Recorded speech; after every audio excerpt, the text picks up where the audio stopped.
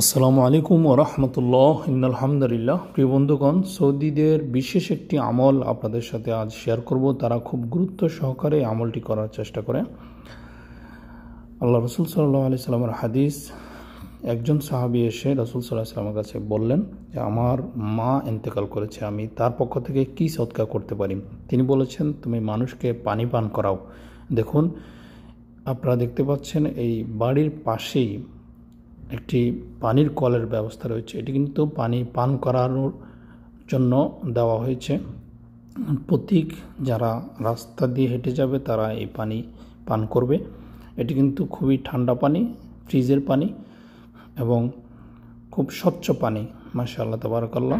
আপনারা দেখতে পাচ্ছেন এভাবে আপনারা দেখতে পাচ্ছেন রাস্তার পাশে কিন্তু এভাবে ব্যবস্থা রয়েছে। এটি আরেকটি জায়গা। এভাবে তারা মসজিদেও পানির ব্যবস্থা রাখে। আল্লাহ আমাদেরকে আমল